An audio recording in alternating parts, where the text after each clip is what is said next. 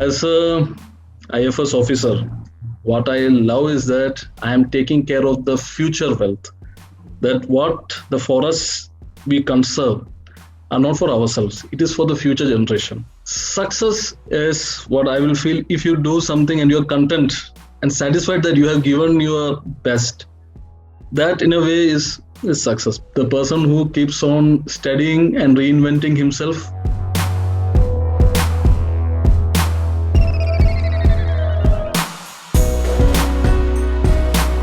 I am your host Gaurav Garg and we welcome all our viewers to our show Amazing Mentor. Today with us is Mr. Soorya Narayan Satheesh.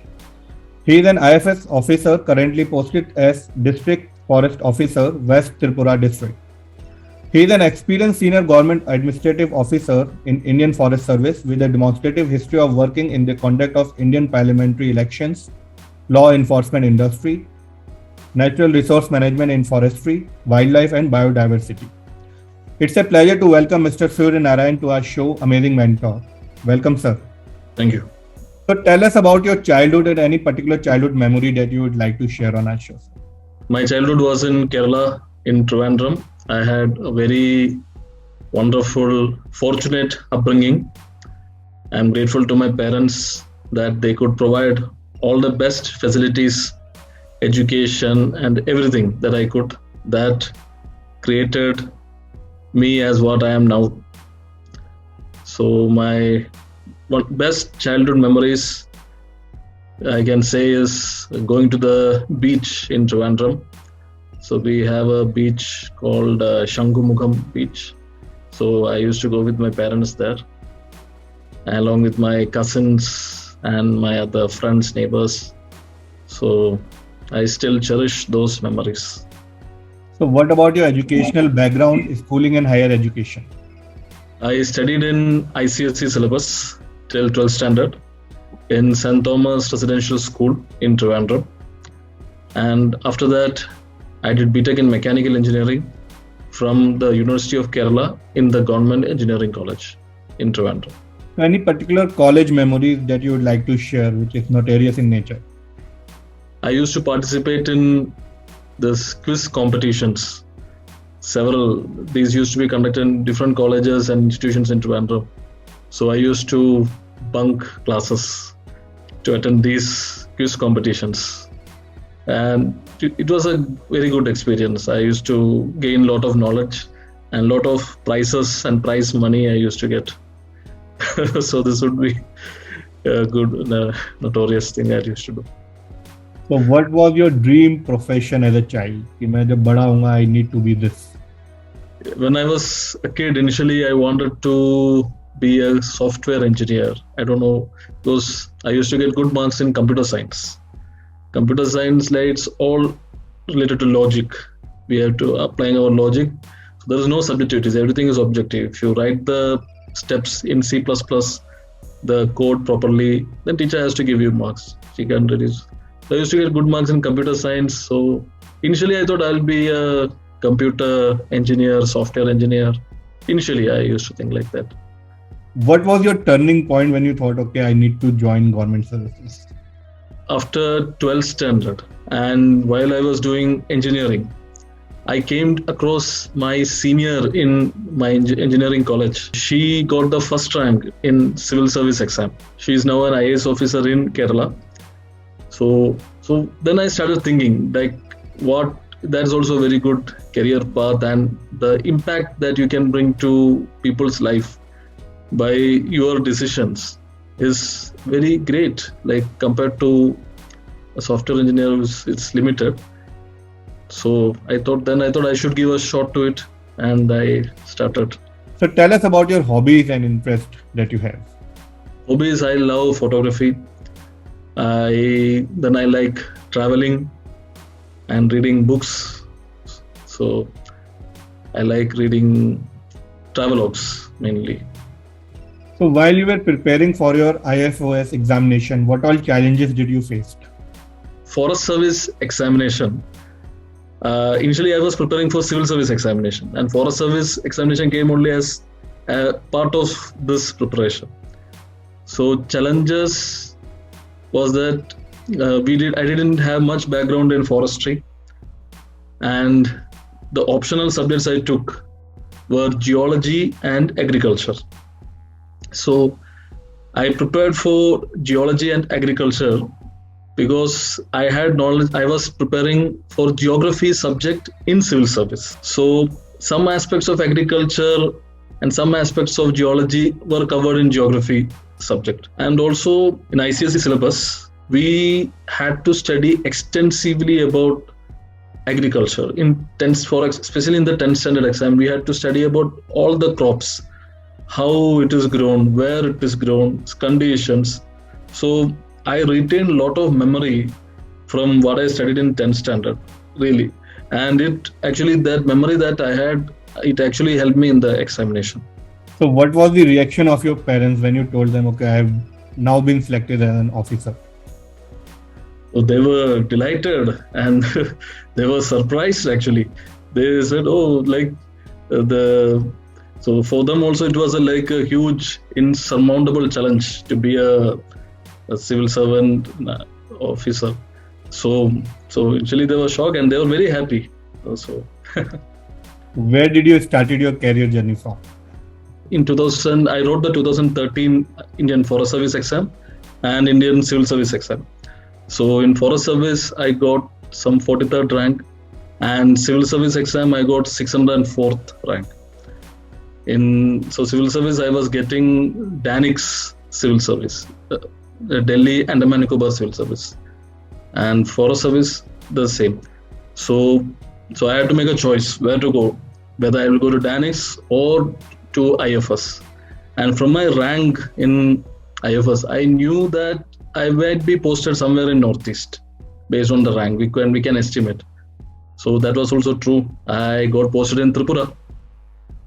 And so we joined the Indira Gandhi National Forest Academy on December 22nd, 2014. It took nearly 12 months after the results were announced in January 2014. So my career started from there in Dehradun in Indira Gandhi National Forest Academy, and we had nearly 2 years training. And in 2016 May it was over, and we went to our cadre and respective cadres. I came to Tripura, and my first posting was a forest range officer in a place called Kanchanpur, that is located very adjacent to on the border to Mizoram. Southern part of Kanchanpur is Bangladesh, Chittagong Hills, and eastern part is Mizoram. So if you're Kanchanpur, I will like to say something. Kanchanpur is a place where Bru refugees who came from Mizoram, they were settled. So there are several camps of Bru refugees. So it was a unique experience. I saw their camps and I could talk to many of them. So it was interesting. So how was your first day as an officer? So it was like huge sense of responsibility. I had to, now I am responsible for this place.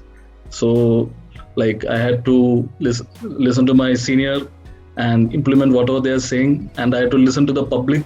So there was a huge public interface. Till that, our training public interface was very limited. So now I came here, so immediately many people came to me. So they were telling, sir, mera ye hona hai, wo hona hai. So okay, I said, yes, I am do it. As per the rules and procedures that has to be followed. So it was nice. So what all challenges did you face post becoming an officer and in the field? Challenges, how we can perform within the constrainment of resources. So everywhere the resources may not be the same, depending on the location you are posted. Somewhere you may not have a quarter. You'll have to stay in some place. You may not have a vehicle also. Maybe the vehicle is in a bad condition. Office may not be there. And if it is a bad condition, staff may not be there. So how you manage the limited resources for attaining the objectives of the government. That is one of the main challenges. So, and it also brings you out the managerial and administrative skills you are having. So what's that one thing you love about your profession the most? As a IFS officer, what I love is that I am taking care of the future wealth. That what the forests we conserve are not for ourselves, it is for the future generation.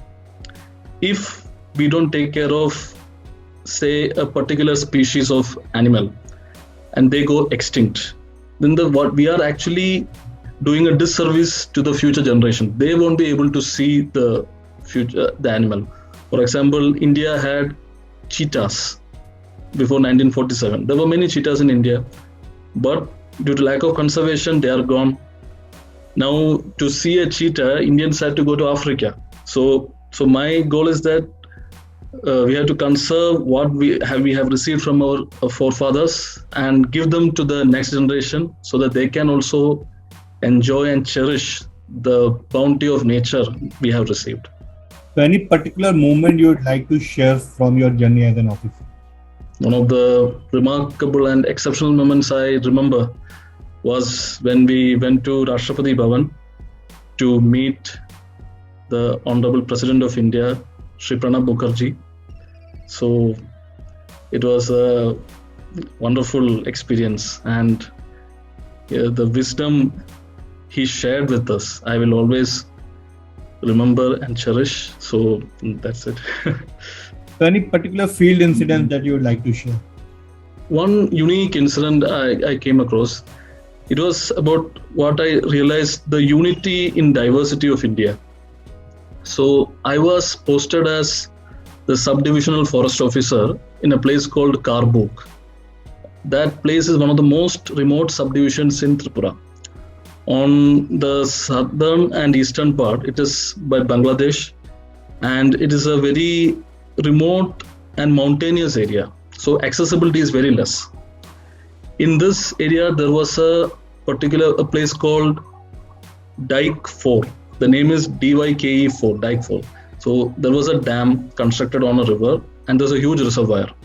So there is a tiny piece of land sandwiched between the waters of the reservoir on one side and the Bangladesh border on the other side. So there are people from the tribal communities living there.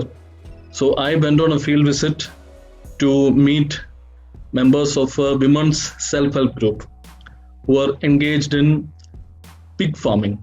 So Forest Department had given them money and funds to do farming of pigs, and through the farming they were gaining employment and making livelihood. So there I met a lady. She is from the Riang tribal community, and she was a widowed mother of 3 children. Her husband passed away, and she was, through her determination and her hard work, she was managing her family very well. And she was actually became an entrepreneur. She initially had the money we gave, Forest Department gave. She had 1 pig, and she was very successfully have multiple assets and income sources. She constructed her house, and most remarkable, what I wanted to say was that this lady could speak very fluent Hindi. So she's a tribal lady they're a tribal unique language. Every tribe has a unique language. So Riang community, they have their own unique language. So, and I was able to converse she was speaking perfect Hindi. So in this remote area with no electricity, limited electricity, she was speaking, she said that she learned Hindi through listening to the radio, songs, and sometimes watching TV and everything. So, and her determination to succeed, it inspired me. I still, wherever I go, I speak about her, that if she in that remote area, totally inaccessible place, she can take care of her family and succeed, then anybody can do anything. So that is a memorable incident in the field I had. Great. So who is your mentor in life? I can say that my parents, in a way, are my mentors. They have always guided me and informed me what I have to do, understood what are the possibilities and so I am always grateful to them. And also I have my seniors in the service, IFS service, and seniors in the IAS officers here in the government administration. They are always guide me. Whenever I go to them, meet them, they will always guide me and tell me this is possible, that is possible, you can do this, you can do that.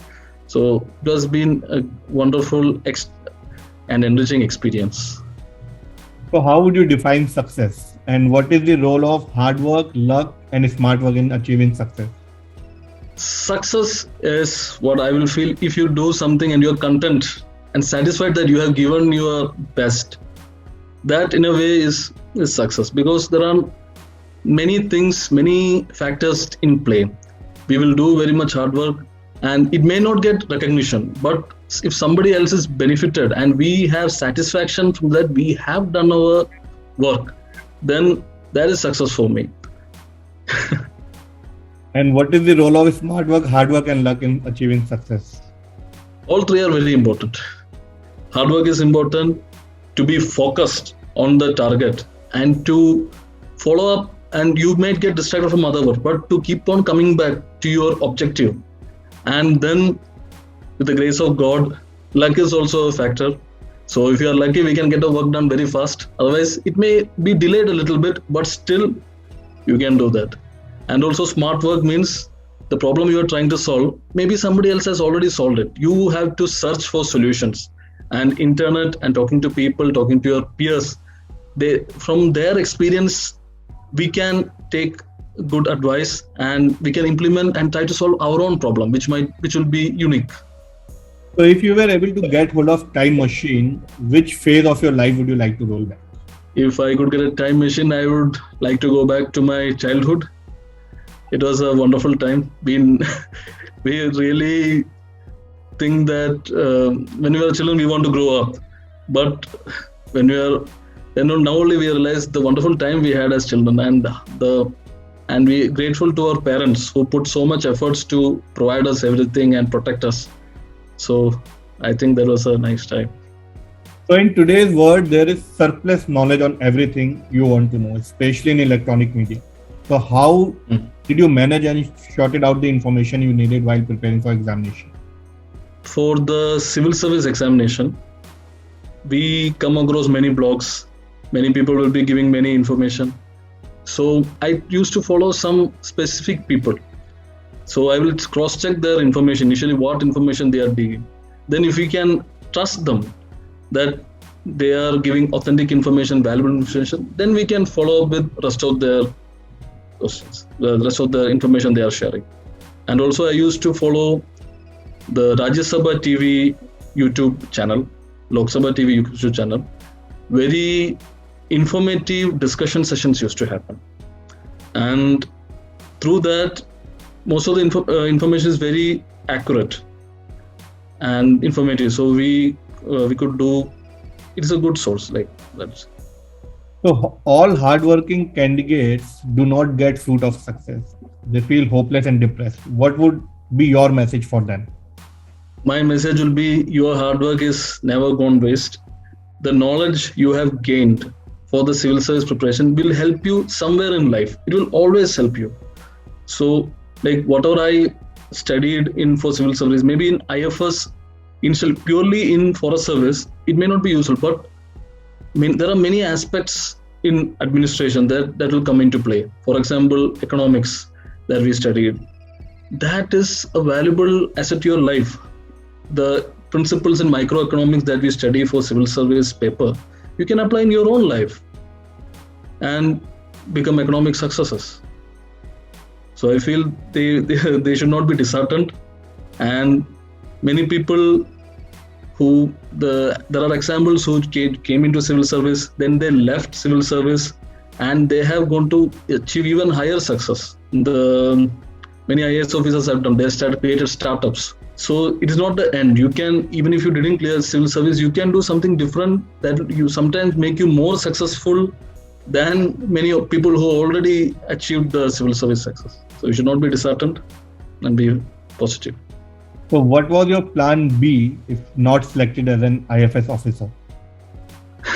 So my plan B was, actually IFS was my plan B for civil service. So if not civil service, IFS. Thankfully, I cracked both. So I had to choose whether it was staying in Delhi or staying in Northeast. I took Northeast. So if both of them didn't work out, I was planning to go for research, higher studies and research. So what was the funniest question asked to you in interview? One funny question they asked, why your name is Soorya?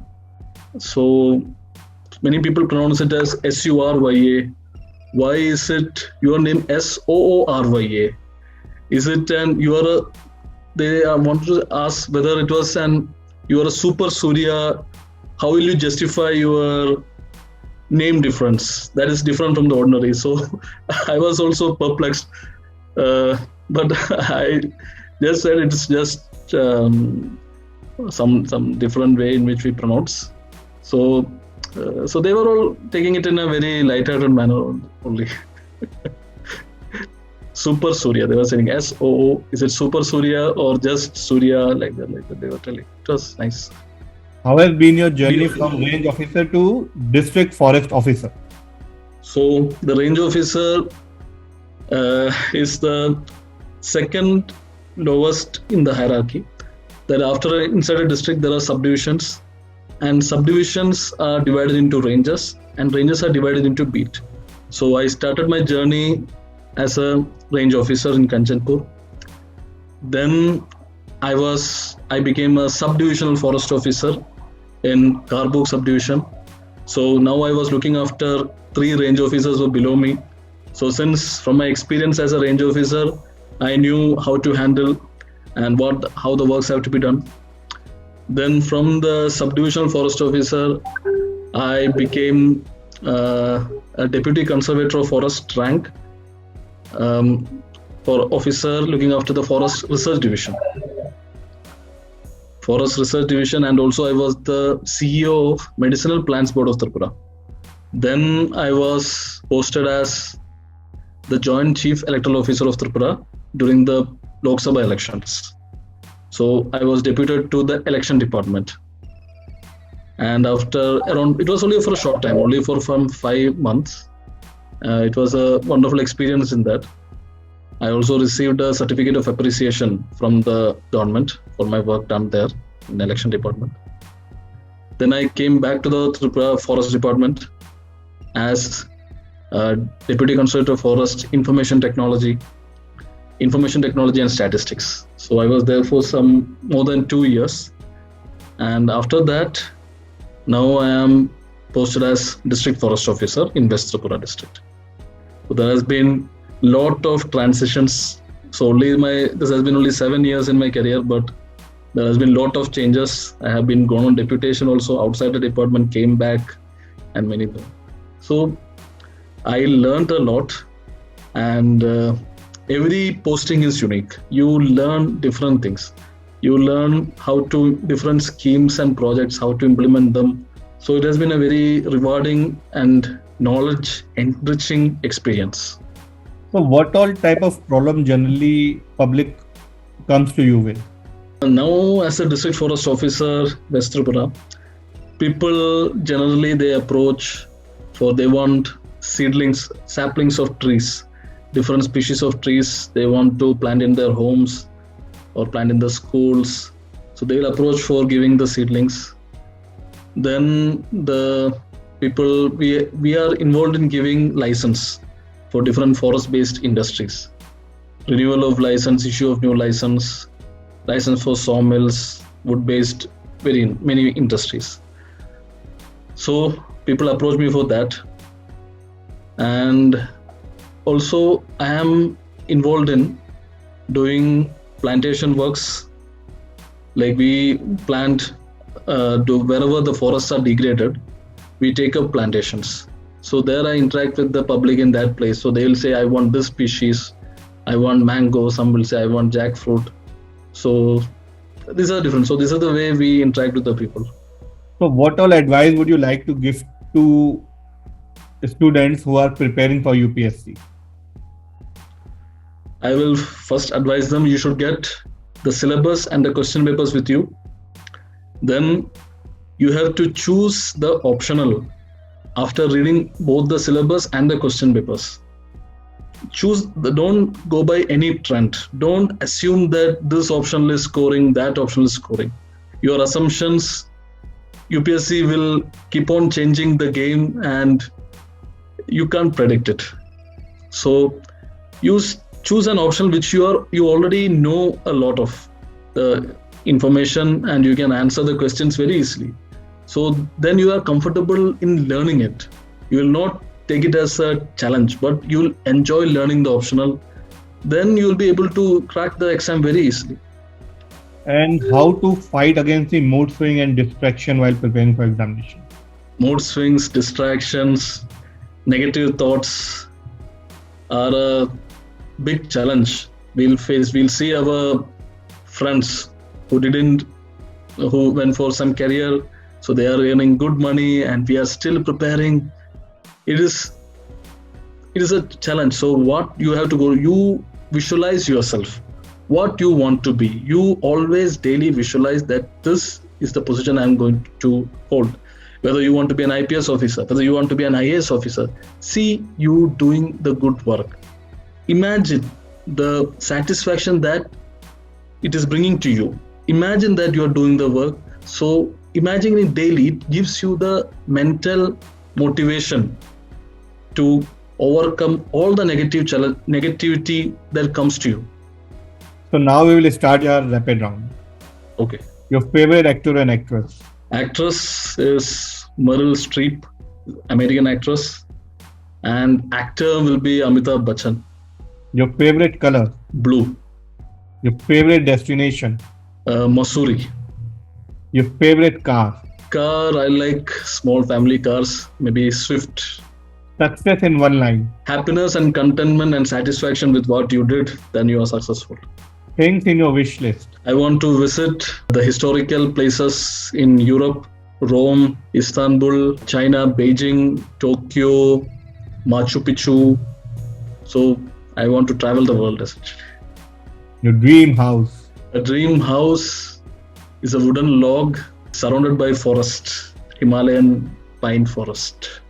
At last, one line that defines you? The person who keeps on studying and reinventing himself and who is looking for new interesting challenges.